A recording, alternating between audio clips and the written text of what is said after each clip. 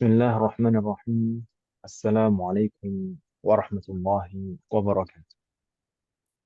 Waalaikumsalam warahmatullahi wabarakatuh.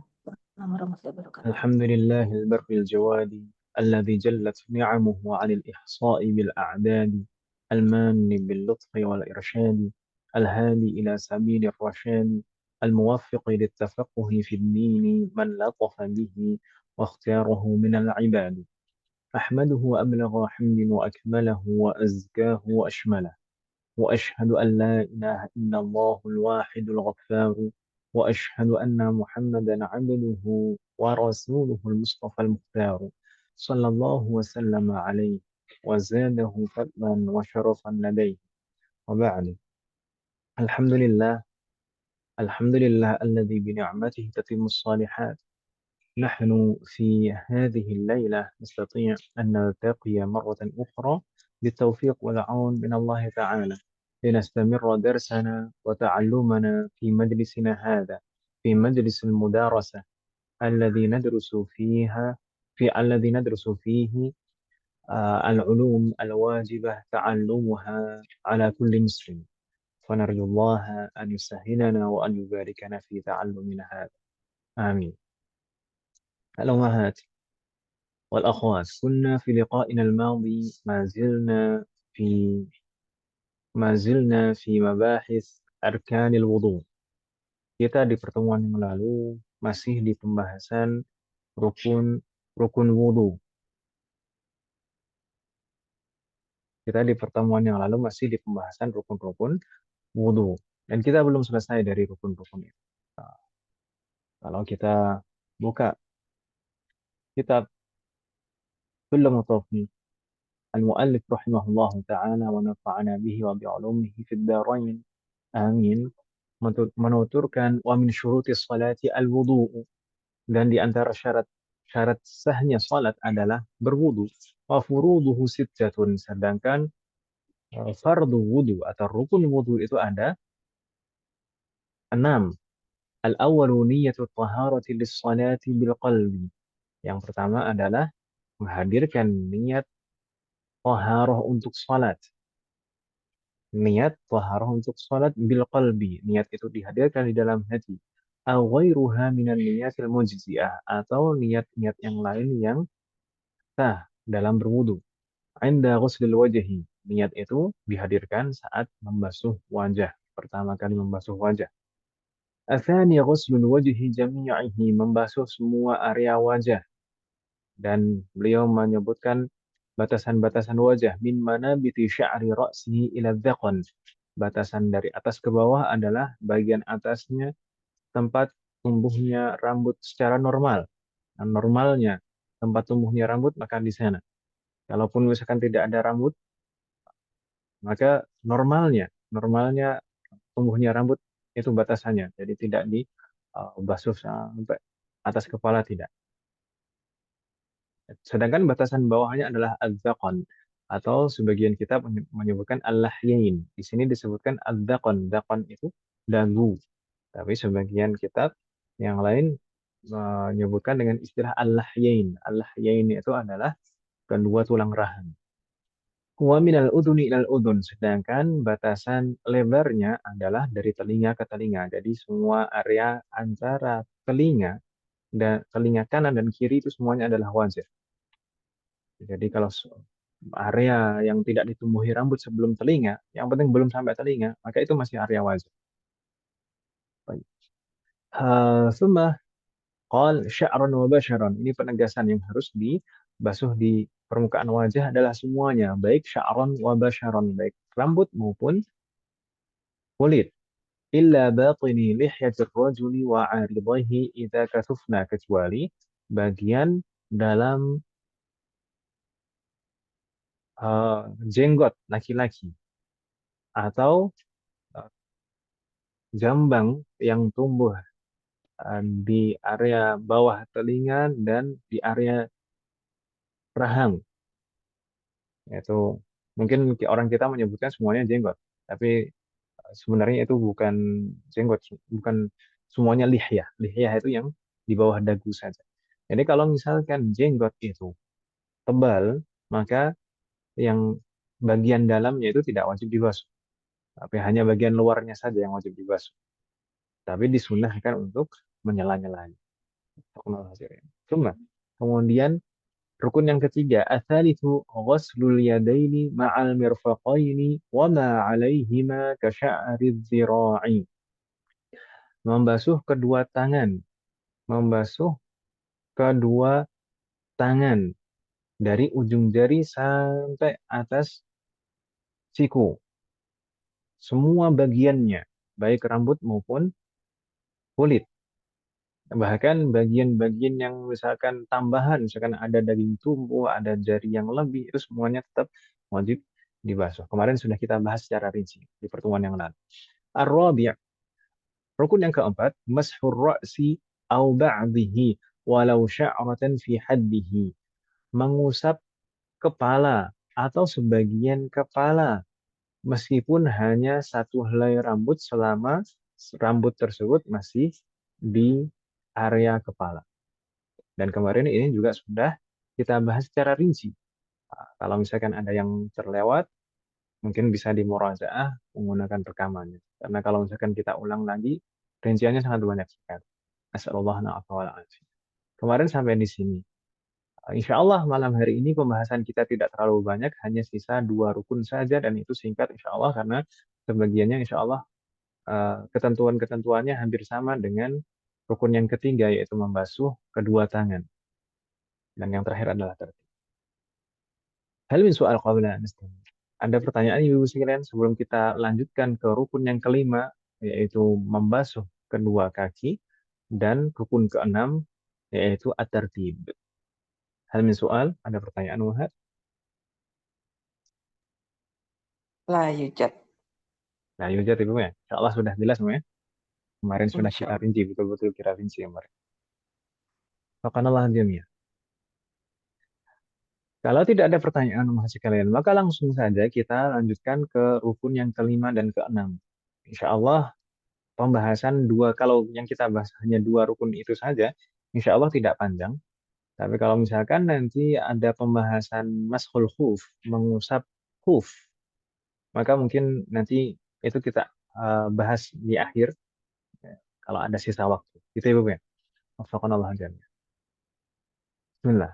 قال المؤلف رحمه الله تعالى ونفعنا به وبعلومه في الدارين آمين. الخامس rukun yang kelima ghuslur rijlaini ma'al ka'baini, membasuh kedua kaki. Batasannya kaki sampai mana? Beliau menyebutkan ma'al ka'baini, membasuhnya sampai kedua mata kaki. Maksudnya ma'a. Jadi kedua mata kaki itu juga harus dibasuh. Jadi tidak difahami batasannya sampai kedua mata kaki, maksudnya berarti sampai bawahnya mata kaki atau sampai pertengahan mata kaki. La, maksudnya ma'al ka'baini. Bersamaan juga yang harus dibasuh adalah kedua mata kaki. Jadi, kedua mata kaki itu termasuk bagian kaki yang wajib dibasuh. Baik.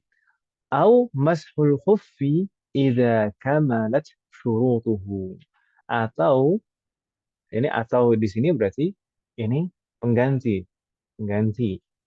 Kalau misalkan tidak membasuh kedua kaki, maka bisa mengusap khuf, mengusap khuf. Idza kamalat syurutuhu, jika terpenuhi semua syarat-syaratnya. Gitu ya, Bu ya. Insya Allah untuk terjemahnya eh, jelas tidak Mas kalian? Bagaimana? Om? Ada yang masih bingung untuk terjemahannya?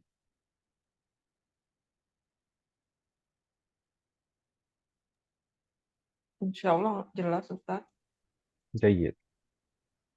Berikutnya, kita sedikit ulas muhat sekalian ketentuan-ketentuan. Baik. Ghuslur rijlaini. Kemarin sudah kita bahas di pertemuan yang lalu, dhabitnya ghusl dan masah dan apa perbedaan antara keduanya, ya kan Ibu ya? Ghusl itu apa Ibu sekalian kemarin? Masih ingat? Mengalirkan air. Bagaimana, Om? Mengalirkan air. Jaroyanul ma. Jaroyanul ma.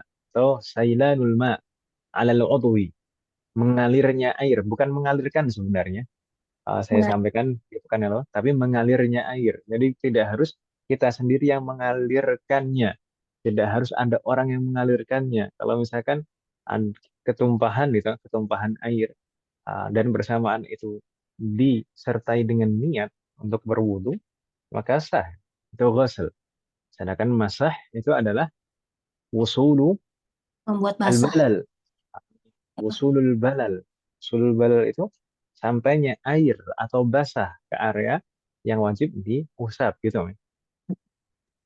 Wafaqqnallahu jami'an. Ghuslur rijlaini. Jadi kewajiban utamanya kaki itu dibasuh, bukan diusap. Dibasuh. Dibasuhnya dari mana sampai mana? Semua area bagian bawah kaki dari ujung kaki uh, kemudian sampai mata kaki. Baik itu permukaan bagian bawahnya yang kita buat berjalan atau juga bagian punggung kakinya, bagian atas kakinya, punggung kaki itu juga wajib dibasuh. Semua area itu wajib dibasuh sampai kedua mata kaki juga wajib dibasuh. Sampai kedua mata kaki juga wajib dibasuh. Makanya ketika membasuh itu airnya itu harus sampai di atasnya kedua mata kaki. Jangan hanya cukup di bawah mata kaki atau di pertengahan mata kaki. Pastikan air basuhan itu mencakup bagian atas mata kaki. Kaab, kaab itu mata kaki. Kaab itu sebenarnya maksudnya adalah dua tulang yang menonjol itu ya, dua tulang yang menonjol, baik menonjol keluar atau ke dalam, atau bahasa kita udah mata kaki lah, kita agak mudah mata kaki. Kita sudah paham soalnya kalau disebut mata kaki. Kaab. Eh, Dan kalau misalkan kemarin kita permisalkan kalau orang putus tangannya, wow, nasallallahu alaihi wal afiyah, semoga Allah melindungi kita semuanya. Kalau misalkan seseorang putus tangannya dan masih tersisa ujung tulang lengan atas, maka tetap wajib dibasuh ujungnya itu kan ibu ya, karena itu masih mirfaq.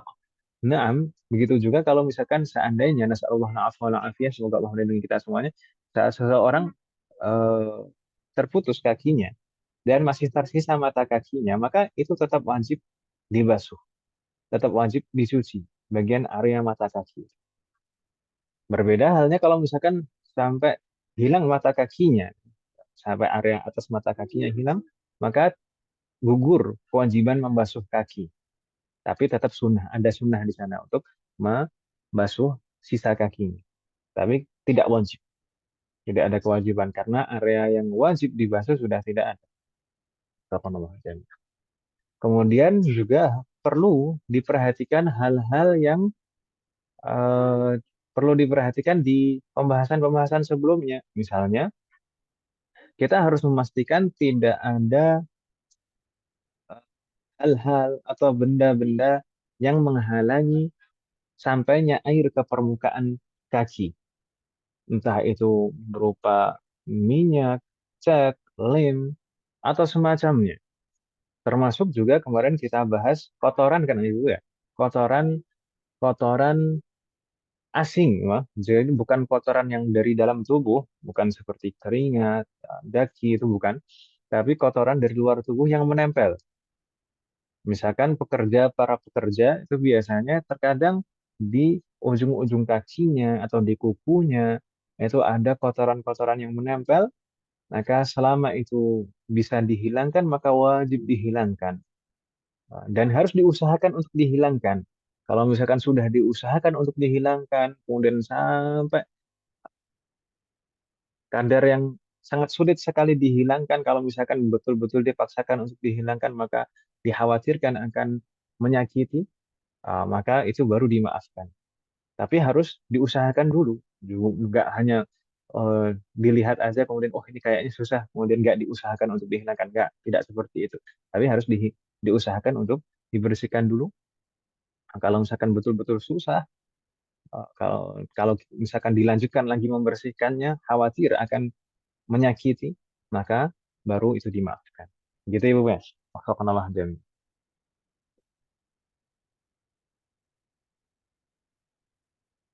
Itu terkait dengan membasuh kedua kaki. Insya Allah mudah kan Ibu ya?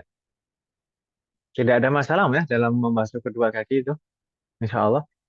Ustadz, itu berarti Sebelum basuhnya ini apa maksudnya telapaknya digosok gitu ya Ustadz?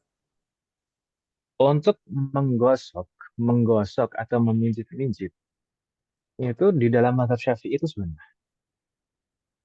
Berbeda dengan di dalam mazhab Maliki. Di dalam mazhab Maliki wajib menggosok-gosok, memijat-mijat itu wajib kalau di dalam mazhab Ya. Maliki. Tapi kalau di dalam mazhab Syafi'i sunnah. Yang penting eh, mengalir. Yang penting mengalir air di permukaan kaki kita, di permukaan anggota yang wajib dibasuh. Itu sudah cukup. Tidak harus digosok-gosok, dipijat-pijat, nggak harus. Oh, nggak Tapi harus ya, kalau iya. kalau di dalam mazhab Syafi'i, ya. Tapi Mm-mm. meskipun tidak wajib menggosok-gosok dan memijat-mijatnya, di dalam mazhab Syafi'i tetap sunnah. Menggosok-gosok saat membasuh setiap anggota wudhu yang wajib dibasuh itu digosok-gosok, dipijat itu sunnah. Dari wajah, kedua tangan, kaki, gitu ya. Kaki itu digosok-gosok, terutama area tumit. Area tumit khususnya, maksudnya itu bukan hanya tumitnya saja, tapi sekitar tumit juga. Biasanya itu di bawah mata kaki, gitu kan, yang terlewat. Nah, itu terutama itu sunnahnya lebih ditegaskan lagi untuk menggosok-gosoknya, apalagi itu didasari oleh riwayat hadis uh, yang menyebutkan wailul lil aqabi minan nar. Wailul lil aqabi minan nar. Sungguh celaka, ya, tumit-tumit, sungguh celaka bagi tumit-tumit, baginya adalah neraka. Kenapa? Karena seringkali area itu terlewat saat berwudu. Area tumit dan sekitarnya itu seringkali terlewat saat berwudu, atau mungkin eh, ya lalai lah, kebanyakan orang lalai. Karena seringkali mungkin orang-orang di luar atau mungkin para pekerja, apalagi anak-anak itu biasanya, kalau wudhu itu biasanya area di bawah mata kaki yang luar, di bawah mata kaki yang luar itu kadang itu nggak tersentuh air, masih betul-betul kering gitu. Masih betul-betul kering. Maka perlu kita perhatikan. Jadi sekitar tumitnya, kemudian atasnya tumit, di bawah mata kaki itu perlu diperhatikan. Dan sunnah untuk digosok-gosok, dipijat-pijat supaya yakin kalau air itu sudah sampai di area tersebut.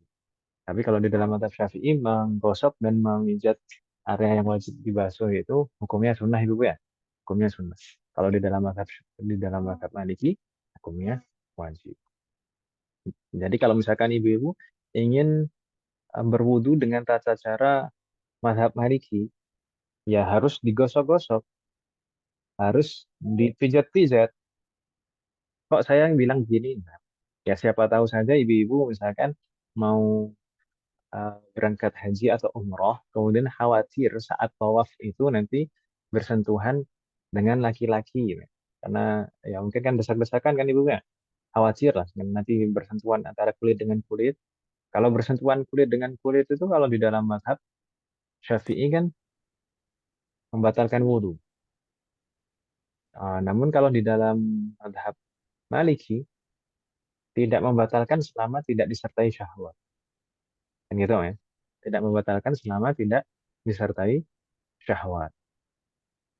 Maka kalau misalkan mau aman, uh, meskipun nanti bersentuhan nggak nggak bolak-balik wudhunya, ya nggak apa-apa kalau misalkan mengamalkan mazhab yang lain nggak masalah. Yang penting kalau mengamalkan mazhab yang lain ya semua ketentuannya diikuti, ya. Semua ketentuannya diikuti dari syarat-syarat. Itu Ibu Ben. Ustaz, Nah, berarti kalau model kayak gitu, sholatnya juga nanti pakai mazhab Maliki gitu. iya. Tapi ya iki belajar dua mazhab. Oh, kalau kenal jangan. Tapi kalau mazhab yang paling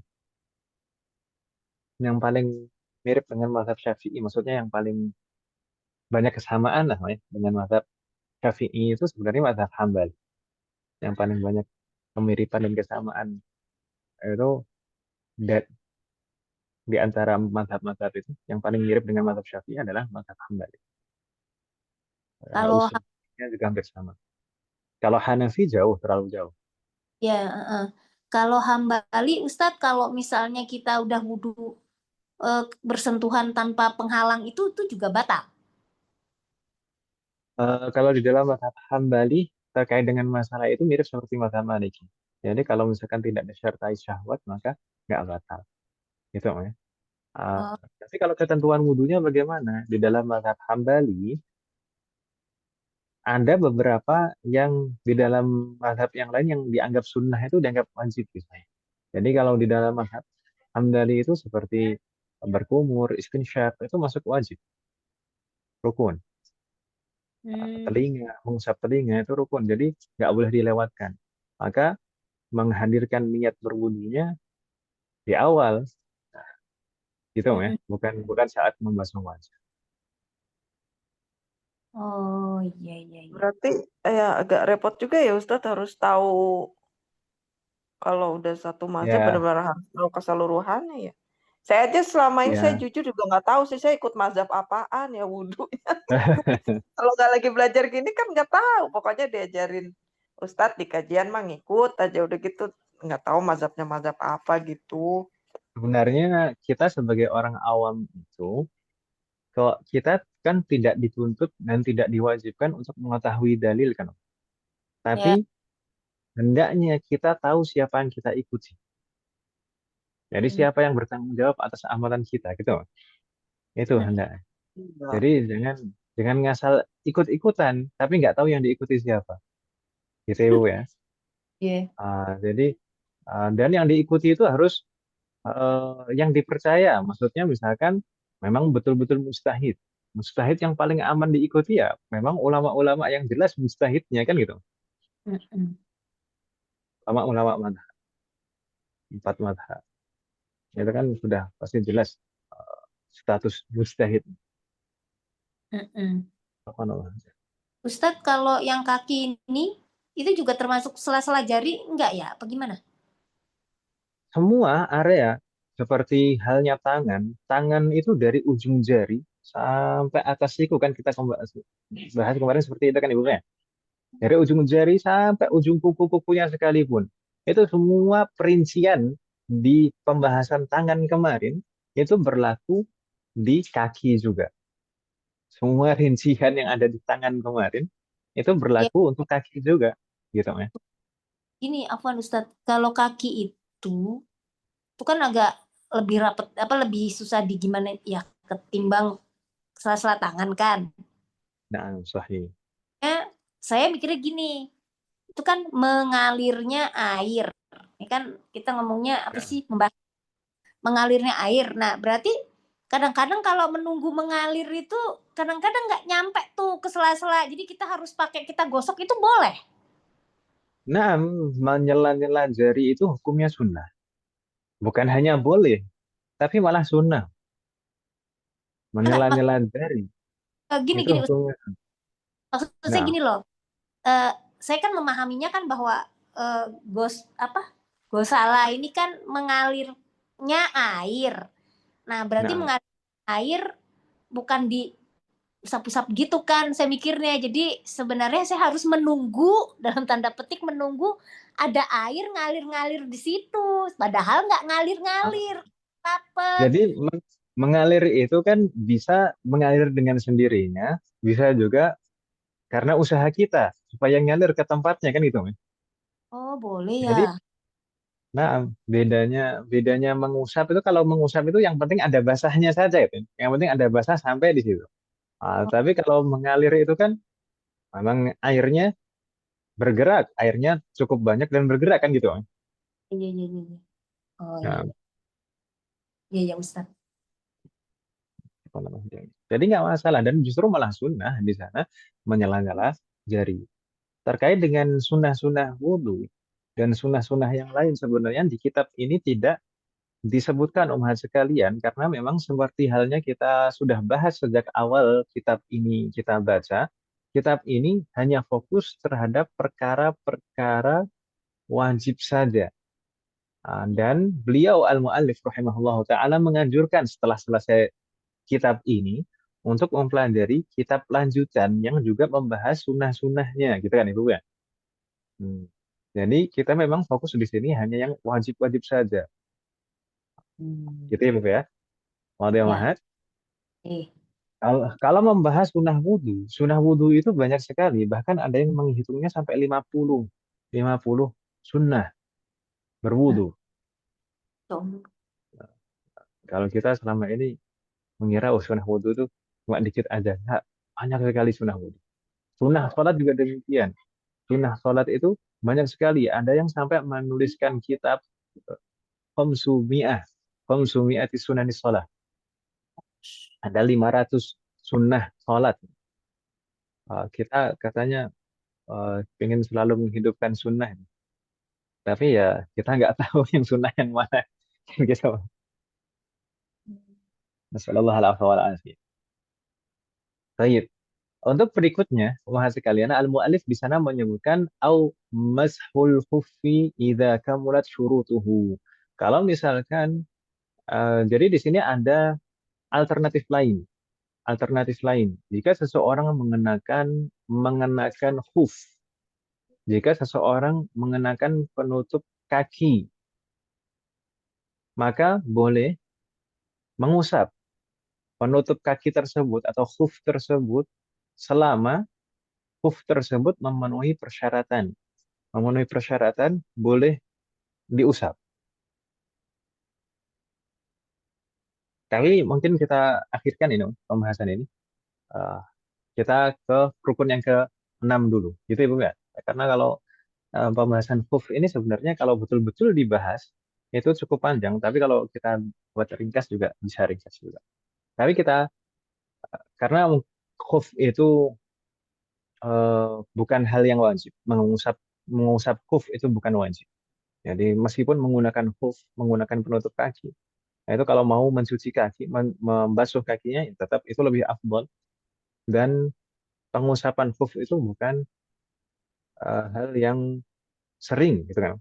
Maka mungkin kita bahas yang rukun yang ke-6 dulu, baru nanti di sisa waktu, insya Allah kita kembali lagi ke pembahasan khuf. Gitu ya Bu ya. Halo. Ya, ya Ustadz. Wow.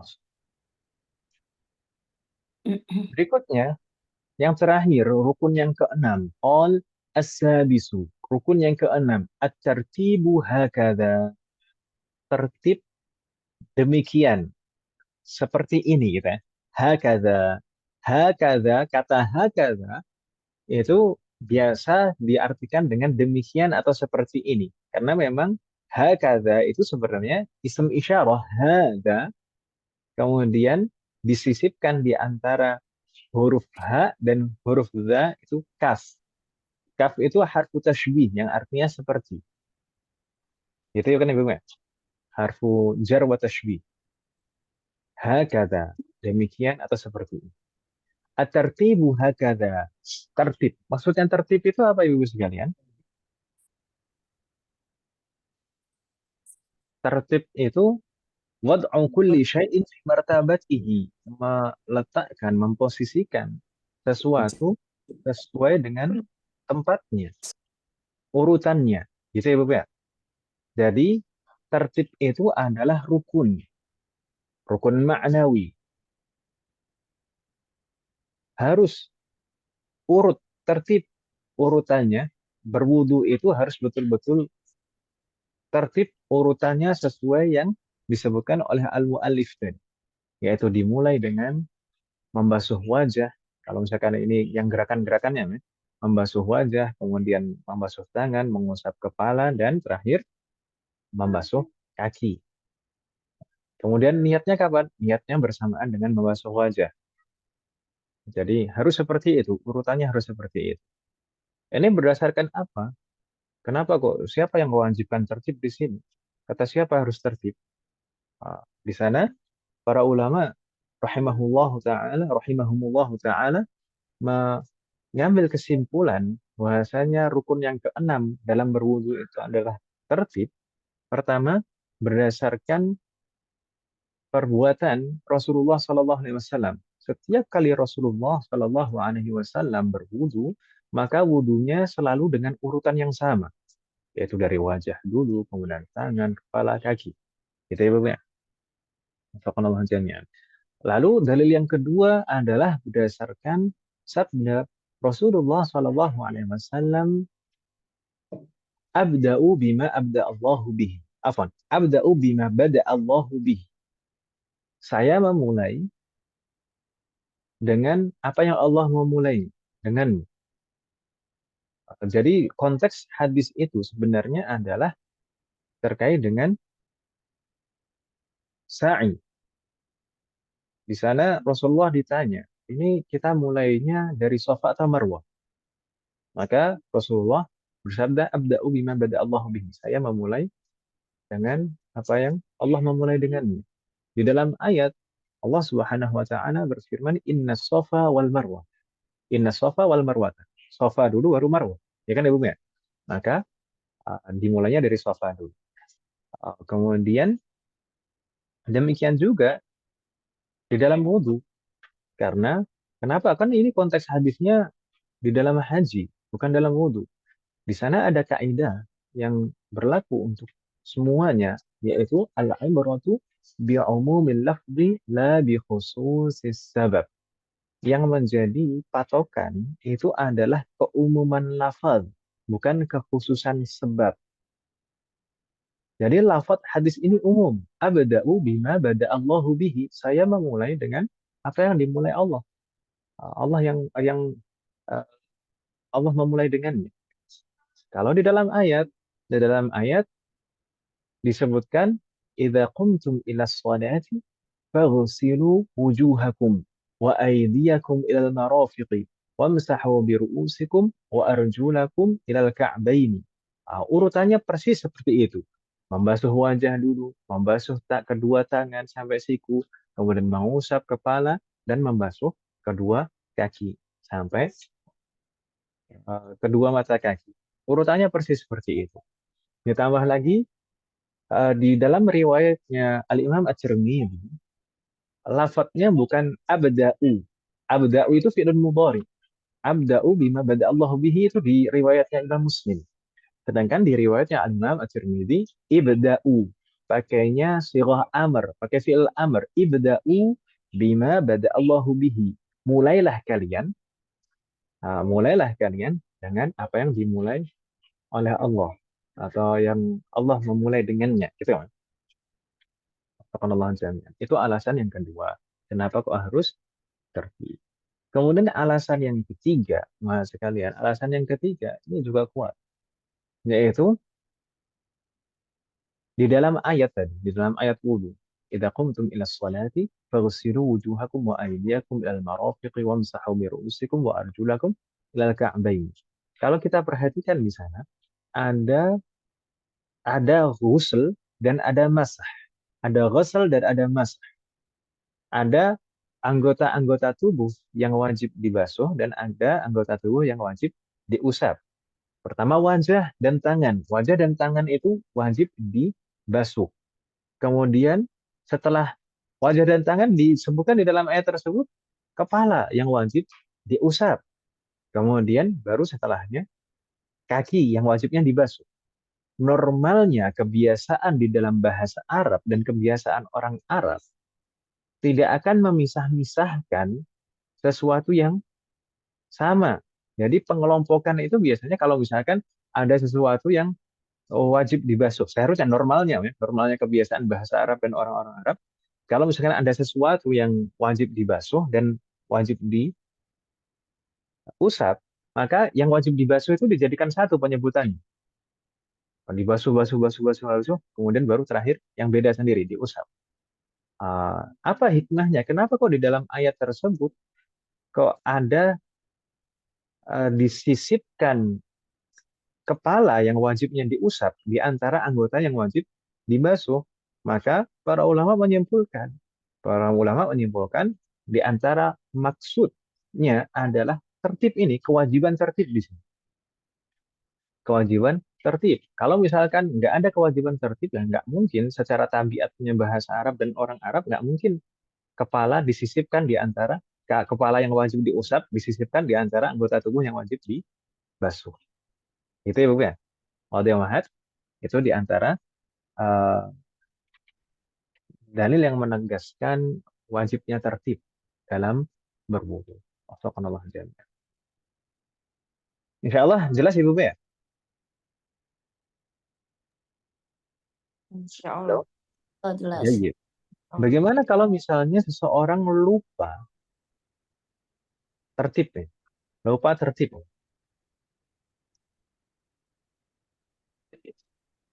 Lupa Lupa nggak tertib. berurut gitu. Lupa nggak berurutan. Misalkan habis membasuh wajah, membasuh tangan, kemudian kaki deh. Langsung kaki. Habis tangan langsung kaki. Kepalanya kelewat. Terus habis itu, atau habis basuh kaki ya baru basuh kepala. Itu gimana? Nggak Sah boleh. tidak? Wudunya tidak sah. Lalu bagaimana? Apa yang harus dilakukan? Ulang lagi. Yang harus dilakukan ya basuh kaki lagi. Atau apa? Kan tadi kan wajah sudah, kemudian tangan sudah, sedangkan basuhan kepalanya diakhirkan kan itu ya. Ya. Hmm. Hmm. Maka basuhan kaki yang di antara basuhan tangan dan kepala itu tadi, maka basuhan kakinya tidak sah. Ya kan Mas? Basuhan kakinya tidak sah. Lam yakfi. Maka sesuatu harus diurutkan. Diulang dari pertama apa pas bagian yang kelewat itu tadi, Ustadz? Sebenarnya tidak harus diulang dari pertama. Seperti halnya kita di pekan yang lalu kita menyebutkan apa, Om? Yang Niat kali. bukan, pekan lalu itu Pas ngebasuh muka tapi nggak pakai niat tuh gimana ya? bukan. Apa ya, bukan lalu yang kita bahas.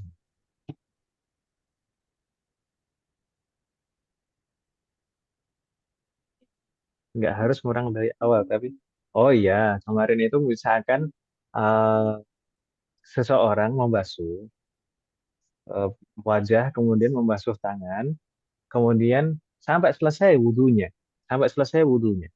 Tapi ternyata kukunya itu panjang. Kukunya panjang dan kuku-kukunya itu tidak terbasuh saat membasuh tangan. Kemudian kukunya Dipotong. dipotong. Kemudian Mm-mm. kukunya dipotong. Itu apa yang harus dilakukan? Wudhu lagi. Ya, wudhunya gimana? Apakah dari awal? Enggak. Dari lanjutin aja dari basuh tangan. Mm-mm. Karena wajahnya kan sudah sah. Basuhan wajahnya sudah sah. Yang belum sah apa? Basuhan tangannya kan itu. Hmm. Basuhan tangan, baru kemudian kepala, kepala kaki. Nah gitu, dilanjutin. Ini tadi hal yang nggak sah apanya? Yang belum sah basuhannya adalah basuhan kakinya, ya kan Ibu ya? Yang belum sah adalah basuhan kakinya, karena basuhan kakinya di awal. Mm-mm. Berarti kalau kayak Eh, yang kumur-kumur gitu sunnah sunnah kali ya, Ustadz?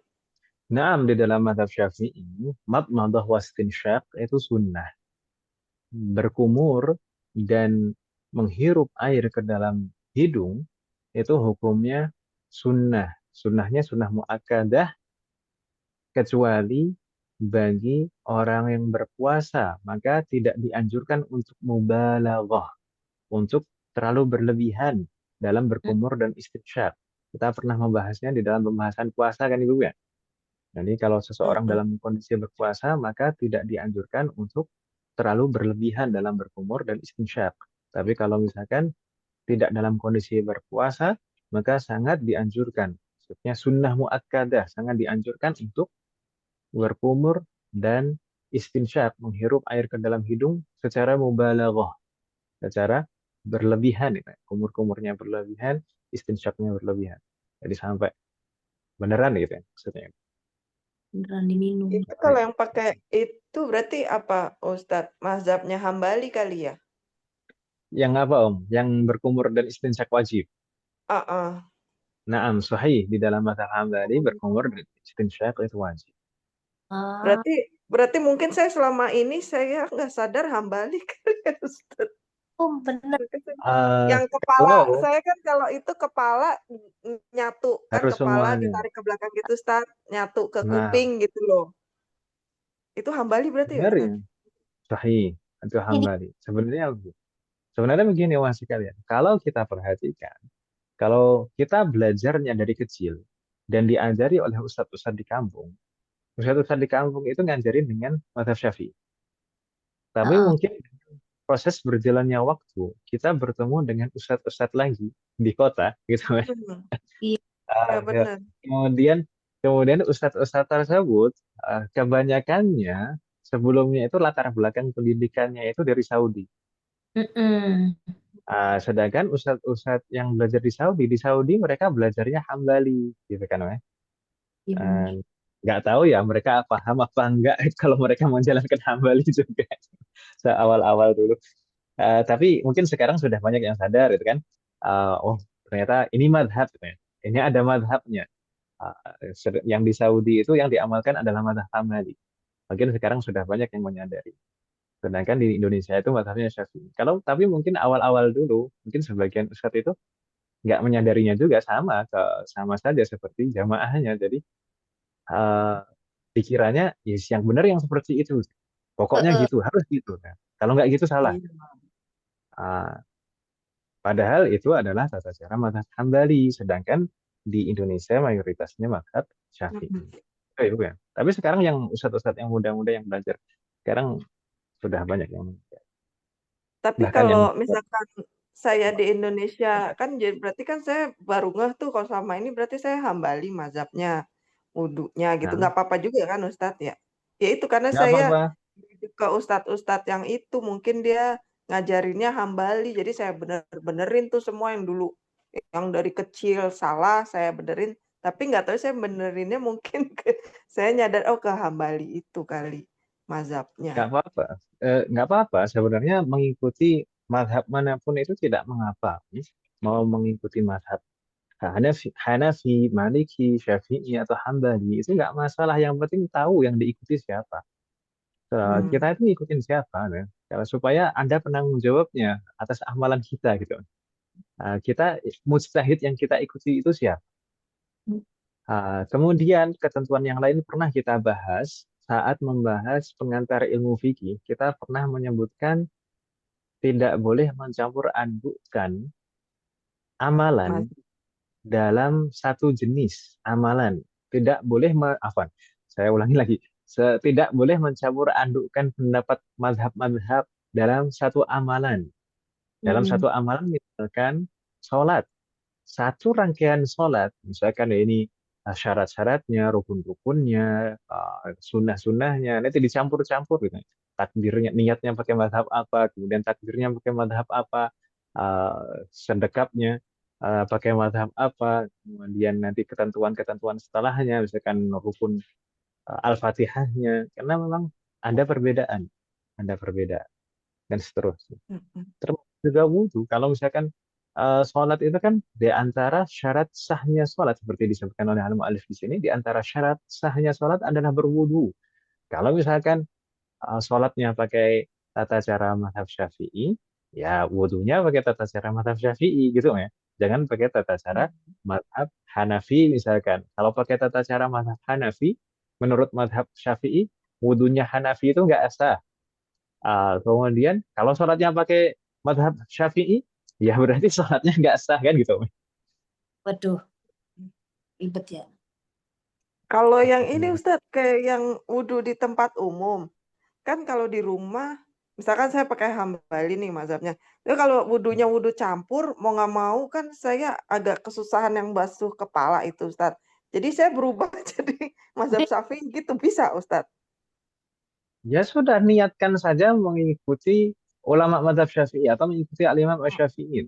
Kan Sudah boleh niatkan sedikit seperti itu. aja kan usapnya kalau Syafi'i. Ya, berarti harus Sudah Ya niatnya Ustaz. dari Oh, awal berwudu gitu, mengikuti mazhab oh Syafi'i. iya iya iya iya iya iya iya.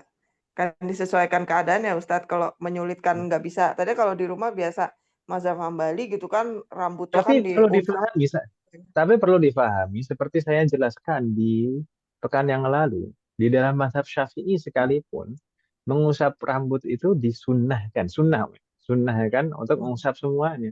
Jadi meskipun mengikuti mazhab Syafi'i, jadi sangat dianjurkan juga untuk mengusap semuanya, tapi kadar wajibnya hanya sebagian saja, sedikit Mm-mm. saja kan gitu ya. Nah, jadi Iya sedikit gitu. kalau misalkan di rumah pun mengamalkan niatnya mengikuti mazhab Syafi'i sekalipun juga nggak masalah diusap semuanya, itu sunnah kan. Nah, tapi kalau Hmm. misalkan di luar ya tetap mazhab Syafi'i juga nggak masalah juga. Lebih enak kan cuma diusap sedikit saja. Oh iya iya iya iya. Ini iya ya. Berarti kalau misalnya mau umroh apa-apa tuh ya pakainya kita mazhab Hambali aja ya biar kagak batal wudhu. Iya Nggak kan? apa-apa. Iya. Udah gitu di sono kan sholatnya kan pakai mazhab Hambali tuh ya. Tapi Ikut begini Om, antara imam dan makmum itu nggak harus sama mazhab. Antara ah imam dan makmum itu nggak harus sama mazhab.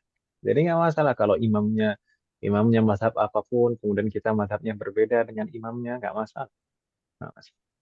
ah. Jadi yang Ini harus satu mazhab itu dalam diri kita, yang kita amalkan sendiri gitu, Mas.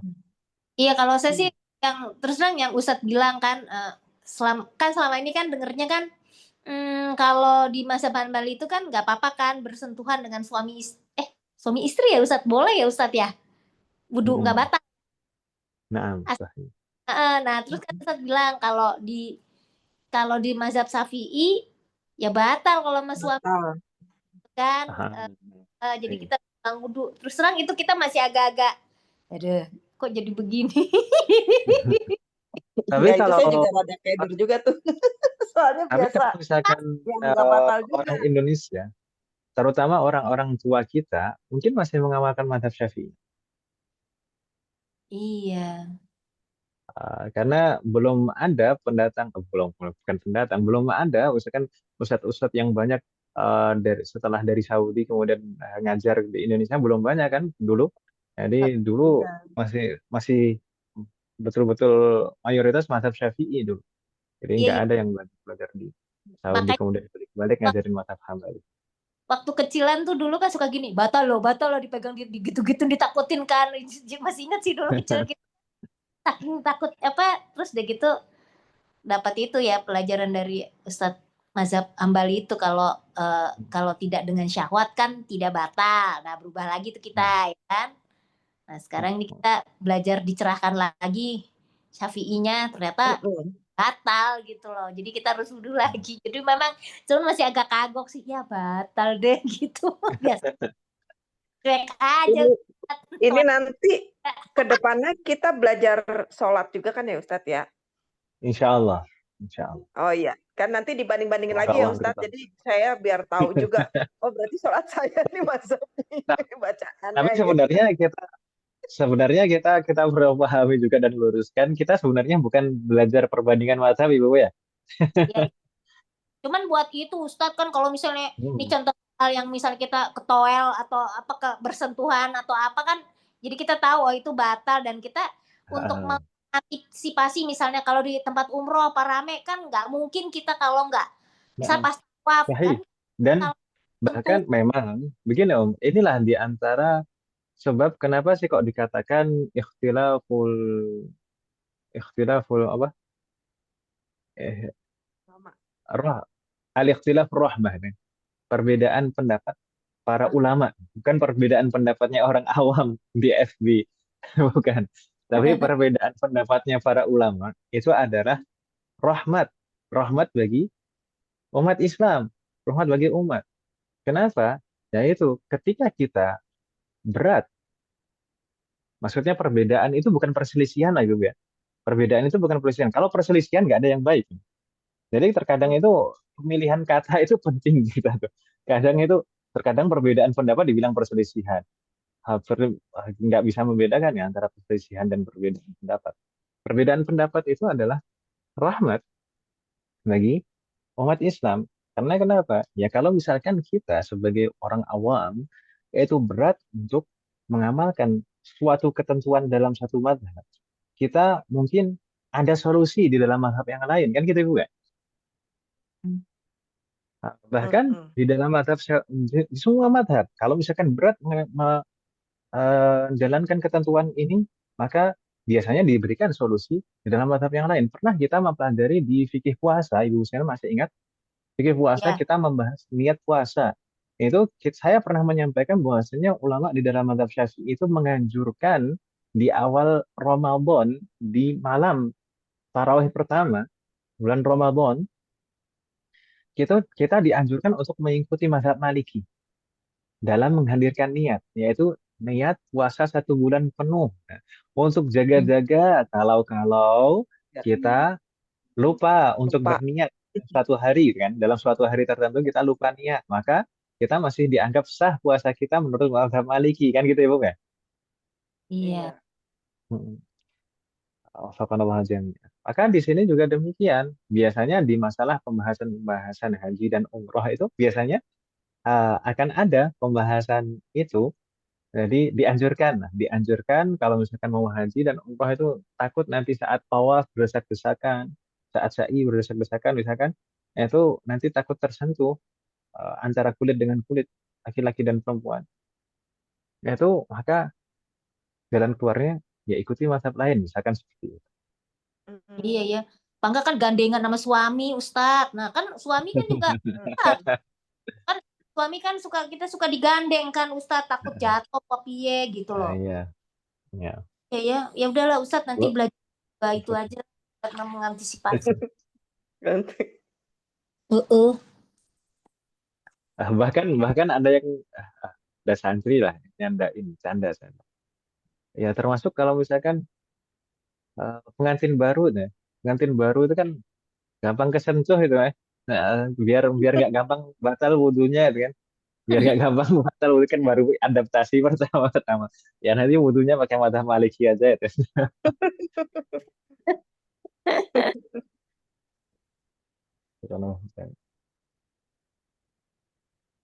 Ini ada pertanyaan di chat. Assalamualaikum. Waalaikumsalam. Izin bertanya, jika mengusap kepala, kalau lagi di luar rumah, ada yang mengusapnya di kepala belakang dekat tengkuk. Bagaimana Ustaz? Wafakanallah jami'an. Jazakallah khairan pertanyaannya. Di pekan yang lalu, kita sudah membahas bahwasanya area kepala yang sebenarnya wajib diusap adalah permukaan kulit kepala. Tapi boleh mengusap rambut meskipun hanya satu helai saja kalau di dalam mazhab Syafi'i, boleh mengusap rambut selama rambut itu masih di area kepala.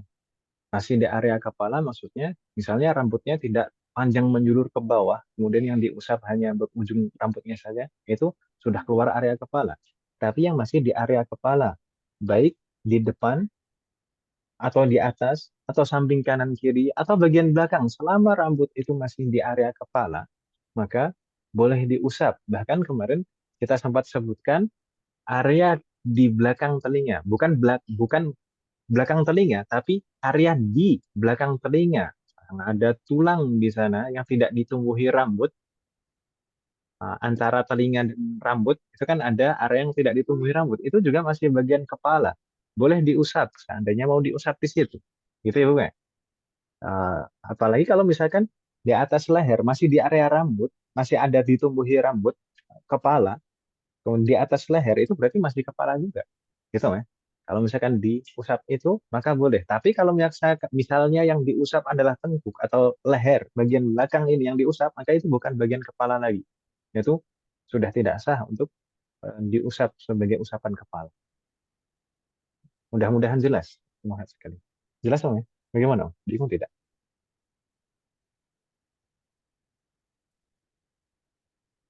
Hmm. Mungkin terkait dengan tertib tadi Mas ya, kembali ke masalah tertib. Tertib itu wajib, betul-betul wajib Om ya, di dalam eh, berwudu. Sebenarnya juga termasuk dalam sholat. Dalam hal-hal tertentu, dalam ibadah-ibadah tertentu, tertib itu merupakan rukun. Dalam wudu, dalam sholat. Amal wajib. Mungkin ada yang bertanya, Ustaz, bukannya Rasulullah Shallallahu Alaihi Wasallam pernah bersabda, "Rufi'a an ummati al-qata'u wan nisyan." Dimaafkan dari umatku kesalahan yang tidak sengaja dan lupa.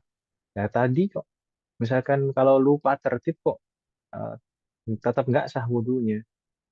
Naam, rufi'a an ummati al-qata'u wan nisyan, yang dimaksud di dalam hadis itu adalah lupa yang tidak berkaitan dengan ketentuan-ketentuan Allah yang berkaitan dengan sah tidaknya suatu amalan atau berkaitan dengan syarat, sebab, atau pembatal.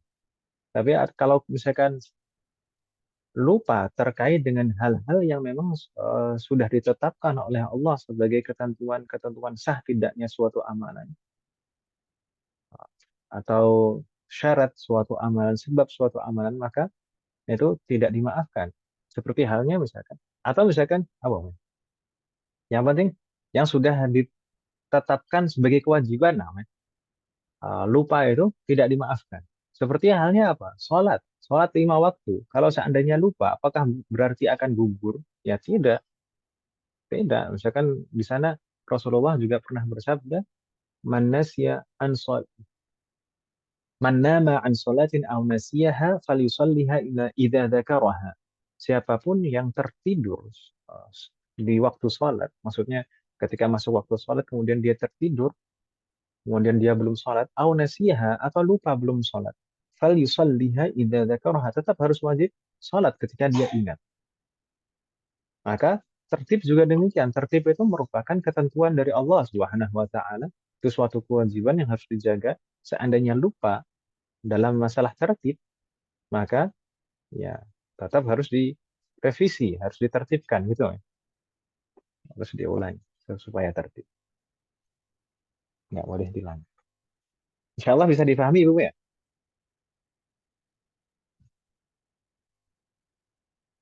Mungkin ada gambaran suatu, misalkan misal seseorang ini terguyur ada, entah itu kejatuhan air dari tandon atau mungkin di pinggir kolam renang itu kan biasanya ada penampungan air, kemudian bisa berguling beberapa menit, itu berguling kan.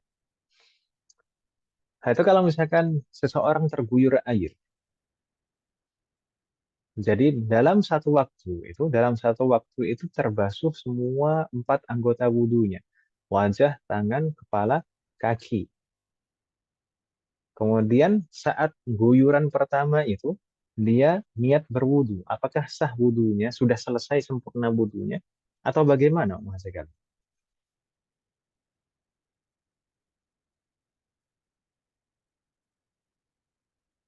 Halo? Iya Ustadz. Lah kan kagak barengan ya? Mm-mm. Jadi ketika terguyur itu, anggap saja saat terguyur itu berbarengan 4 anggota wudunya itu semuanya terbasuh secara bersamaan. Itu gimana? Bukannya harus Sah? urutan? Enggak ya? Kalau maksudnya berurutan berarti gimana? Itu sah tidak? Atau batal semuanya atau bagaimana? Sedangkan saat terguyur itu dia niat berwudu. Iya niat. Jawabannya, jawabannya itu sah, itu ketika terguyur pertama itu tadi, jawabannya adalah sah untuk basuhan wajahnya saja. Itu Iya. ya, sah untuk basuhan wajahnya saja. Nah, ketika dia sertakan niat saat terbasuh terguyur itu tadi, sah basuhan wajahnya saja. Menunggu misalkan kejatuhan air lagi ini, ya, menunggu terguyur air lagi nanti. Nanti maka yang kedua itu sah untuk basuhan tangannya. Nah, Hmm, terus masih nunggu lagi kan nanti sah untuk basuhan kepalanya. Lalu yang keempat nanti baru sah untuk basuhan kakinya. Gitu Om. ya ampun. Oh gitu.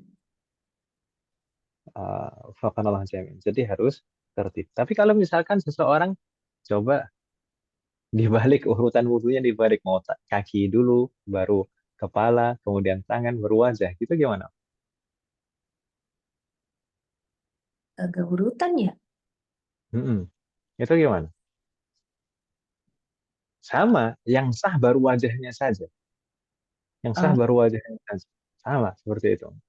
Jadi kalau misalkan dia balik urutannya, maka yang sah baru wajahnya saja. Kalau dia ulangi lagi dengan tata cara dibalik seperti itu, baru nanti sah untuk tangannya. Kalau diulangi lagi sampai 4 kali baru sah semua wudhunya. Gitu, ya. kan niatnya di mana niatnya? Niatnya niatnya saat wajah harusnya, ya, saat wajah. Iya. Subhanallah. Kurang lebih seperti itulah. Oh, ini sebenarnya hanya gambaran-gambaran saja untuk menegaskan bahwasanya tertib itu wajib. Gitu, Ibu ya. Subhanallah jami'an. Adapun sunnah-sunnah wudhu itu banyak sekali seperti saya sebutkan tadi. Ada yang menghitungnya sampai 50 sunnah. Dimulai dari basmalah. Dan ada juga yang menyebutkan bahwasanya sebelum basmalah itu juga disunahkan ta'awud. Jadi ta'awud dulu. Kemudian baru basmalah. Kemudian ada doa setelah basmalah. Kemudian bersamaan dengan basmalah itu juga mencuci kedua tangan dan menghadirkan niat untuk mengerjakan sunnah wudhu. Sunnah-sunnah wudhu. Gitu kan? Jadi bersamaan. Ada ibadah lisan dengan mengucapkan basmalah, ibadah hati dengan menghadirkan niat melaksanakan sunnah-sunnah wudhu, dan mencuci kedua tangan itu ibadah anggota tubuh. Jadi ada 3 macam ibadah dilakukan bersama di awal itu sunnah, semuanya sunnah.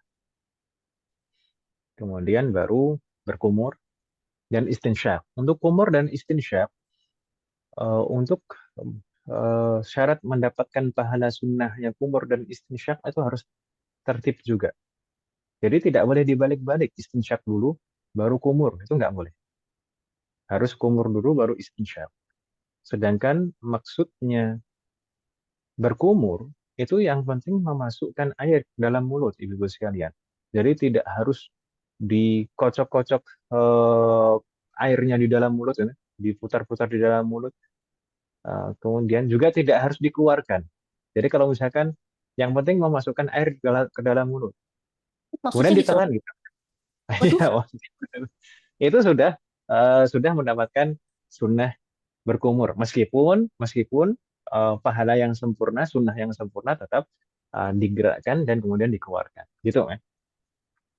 Tapi kalau misalkan hanya dimasukkan air begitu saja tanpa digerakkan airnya di dalam mulut, kemudian dikeluarkan atau dimasukkan kemudian tidak dikeluarkan lagi, itu sudah mendapatkan pahala sunnah berkumur. Uh, Istinsyak juga seperti itu. Istinsyak itu yang merupakan sunnah adalah istinsyaknya sebenarnya. Dan nggak harus sampai pangkal hidung. Dan tidak harus dikeluarkan lagi juga. Jadi kalau biar keluar sendiri itu juga ngalir sendiri itu sudah mendapatkan pahala istinsyak. Dan juga tidak harus dengan cara dihirup. Tidak harus dengan cara dihirup. Jadi misalkan yang penting ada air yang masuk, ada basahan air yang masuk ke dalam hidung. Misalkan dibasahi kedua jari kita, entah itu jari yang mana, jari telunjuk dan jari jempol misalkan, dibasahi kemudian dimasukkan ke dalam lubang hidung kemudian digerak-gerakkan. Itu juga sudah mendapatkan pahala sunnah yang minimal lah, minimal sunnahnya istinsyak. Itu minimal sunnahnya istinsyak itu. Itu minimalnya. Jadi kalau misalkan orang dulu istinsyaknya seperti itu, maka itu dapat pahala minimal istinsyak. Tapi yang sempurna ya dihirup. Pahala istinsyak yang sempurna dihirup. Gitu ya, Bu ya. Wadih mahat. Wadi. Kemudian masalah masalah basuhan yang 3 kali, usapan yang 3 kali, itu semuanya sunnah. Ya, wajibnya 1 kali selama itu sudah mencakup semua area yang wajib dibasuh. mulai dari Nah, jadi atas list itu sunnah. Jadi membasuh 3 kali, mengusap 3 kali itu sunnah. Kemudian atayamun. Atayamun itu mendahulukan yang kanan dari yang kiri, itu juga sunnah juga. Namun tayamun mendahulukan kanan, anggota tubuh yang kanan dari yang kiri. Sunnah itu hanya berlaku pada anggota-anggota tubuh yang tidak bisa dibasuh secara bersamaan atau diusap secara bersamaan. Jadi kalau misalkan mengusap kepala, ya nggak ada sunnah tayamun mendahulukan yang kanan, nggak ada sunnah tayamun dalam mengusap kepala. Demikian juga mengusap telinga, nggak ada sunnah tayamun kalau telinga itu bisa diusap bersamaan, gitu kan ibu ya. Tapi kalau Iya. misalkan membasuh, apa? Membasuh wajah juga nggak ada sunnah tayamun. Tapi kalau membasuh tangan, membasuh kaki, di sana ada sunnah tayamun, mendahulukan kanan dari yang kiri, gitu ya ibu ya. Iya. Nah, jami'an. Juga eh, sunnah juga, sunnah ini kalau ditinggalkan berarti makruh ya. Sunnah juga tidak mengeringkan dengan handuk. Itu sunnah hukumnya. Kemudian juga sunnah juga tidak tidak apa ya? Apa namanya mungkin ya? Bahasa Indonesianya apa? Jadi kalau misalkan ada sisa-sisa air wudhu, itu jadi tangan kita kita Oh, kita jadi apa namanya? kepret-kepret. Dikepret-kepret atau dilap pakai tangan, bukan pakai handuk tapi pakai tangan, terus kemudian kita ciprat-cipratkan seperti ini supaya itu meninggalkan hal itu juga sunnah. Meninggalkan hal itu juga sunnah. Gitu ya, Bu ya. Oh, Bukan wajib tapi sunnah. Meninggalkannya sunnah. Gitu ya, Bu ya. Kurang lebih seperti itu lah. Itu di antara beberapa sunnah. Qadarullah ini ternyata sudah setengah 10 lebih itu ya. Sedangkan pembahasan khuf belum kita bahas itu sekali. Mm, Gimana nih? mm. Intinya, khuf itu mungkin dalam pembahasan khuf itu yang paling penting adalah pertama hukumnya. Hukum mengusap khuf itu apa? Kemudian syarat-syarat khuf yang boleh diusap itu yang bagaimana? Kemudian waktu kapan kita dibolehkan untuk mengusap khuf? Permulaannya kapan? Kemudian hitungannya berapa? Dan gitu Ibu ya. Itu yang paling penting dalam pembahasan khuf. Lalu pembatalnya, maksudnya pembatalnya itu eh, yang menyebabkan kita nggak boleh mengusap khuf lagi. Itu yang paling penting dalam pembahasan khuf. Tapi kalau misalkan kita bahas nanti bisa sampai jam 10 ini, Om. Mungkin kita cukupkan dulu saja bagaimana Mas Sigit? iya nggak apa-apa Ustaz. Pak Ustadz. Lanjut Senin depan. Nah, insya Allah jadi pembahasan khuf Senin depan. Semoga Allah memberikan taufik dan hidayah. Hal min soal qabla an nakhtimu biha?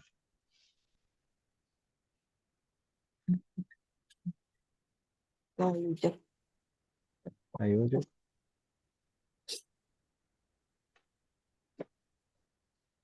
in kana la yujad fa naktafi bihadha al-qadr. Kalau tidak ada pertanyaan maka kita cukupkan dengan sekali. Naam, naktafi bihadha al-qadr. Oh ini tadi ternyata ada Bu Yanti juga. Ahlan wa sahlan, Bu. Wan saja ya telat saja Wan. Assalamualaikum. Ini banyak ditanyain di pekan lalu sama Ibu. Bu Yanti mana nih? Banyak ya Bu Anita saya. Bu Yenti, welcome. Apa kabar? Sehat ya? Alhamdulillah. Gimana cucu udah? Cucu udah cerewet Bu Anita. Alhamdulillah sehat. Iya udah Semoga lama. Mbak Anita segera menyusul punya cucu. Amin, amin, amin. Doain Ya, ya Ibu. Biar amin. Insya Allah. Segera menyusul. amin, amin ya Allah. Baik, naktafi bihadza qadar. Kita cukupkan sampai di sini Mas sekalian. Semoga apa yang kita bahas dan pelajari malam hari ini bermanfaat dan barokah. Semoga Allah selalu memberikan taufik kepada kita semuanya agar kita bisa mengamalkan setiap ilmu yang kita pelajari. Semoga Allah selalu memberikan kemudahan, keberkahan, kesabaran, keistiqomahan, serta keikhlasan dalam proses belajar kita. Semoga Allah selalu memberikan taufik dan hidayah kepada kita semuanya, demikian juga kepada orang-orang yang kita sayang. Semoga Allah selalu melindungi kita semuanya dan juga orang-orang yang kita sayangi dimanapun berada. Jika di antara kita yang sakit atau kerabat kita atau keluarga kita yang sakit, semoga segera diberi kesembuhan oleh Allah Subhanahu wa taala. Semoga Allah menjadikan kita semuanya termasuk hamba yang soleh dan solehah dan bertakwa kepada-Nya. Semoga Allah menjadikan keluarga kita dan anak keturunan kita termasuk hamba-Nya yang soleh dan solehah. Dan semoga terlahir dari mereka generasi ulama. Semoga Allah mengumpulkan kita bersama dengan keluarga kita dan anak keturunan kita di surga Firdaus. Semoga Allah selalu melindungi negara kita dan memperbaiki kondisi negara kita. Semoga Allah memberikan pemimpin yang terbaik untuk negara kita dan memperbaiki pemimpin-pemimpin kita. Semoga Allah mengampuni semua dosa-dosa kita, baik yang lalu maupun yang akan datang, baik yang kita lakukan secara sembunyi maupun terang-terangan, baik yang kita sadari maupun tidak kita sadari. Semoga Allah mengampuni semua dosa-dosa kita dan menerima semua amal ibadah kita. Semoga Allah mengampuni semua dosa orang tua kita dan guru-guru kita dan menerima semua amal ibadah mereka. Semoga Allah selalu memberikan keberkahan dalam setiap urusan kita, termasuk dalam ilmu, waktu, usia, dan keluarga kita. Semoga Allah selalu memberikan taufik kepada kita semuanya agar kita bisa senantiasa ridha, bersabar, dan bersyukur atas semua ketetapan dan ketentuan Allah Subhanahu wa taala. Semoga Allah memberikan kepada kita semuanya husnul khatimah. Semoga Allah melimpahkan keberkahan kepada kita semuanya di sisa bulan Rajab ini. Demikian juga di bulan Sya'ban.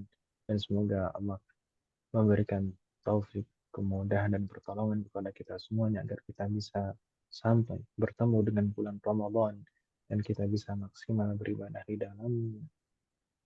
Dan Allah menerima semua amal ibadah kita dan mengampuni semua dosa-dosa. Amin. اللهم انصر إخواننا المسلمين المستضعفين والمجاهدين في فلسطين. اللهم انصر إخواننا المسلمين المستضعفين والمجاهدين في غزة. اللهم انصرهم وأيدهم وقوهم واجمع كلمتهم ووحد صفوفهم. اللهم انصر مجاهديهم وتقبل شهداءهم وارحم موتاهم واشفي جريحهم وأطعم جياعهم واسق عطاشهم وارحم أراملهم ويتاماهم. اللهم كن لهم عونا ونصيرا. اللهم كن لهم عونا ونصيرا. اللهم كن معهم ولا تكن عليهم يا رب العالمين. اللهم دمر ومزق وهدم وشتت اليهود الصهيونيين الغاصبين ومن عاونهم من الكفار والمنافقين يا قوي يا متين. وصلى الله على نبينا محمد وعلى آله وصحبه أجمعين. سبحانك اللهم وبحمدك أشهد أن لا إله إلا أنت أستغفرك وأتوب إليك. والسلام عليكم ورحمة الله وبركاته. Waalaikumsalam. Waalaikumsalam warahmatullahi wabarakatuh. Jazakallahu khairan Ustaz. Barakallahu fiik.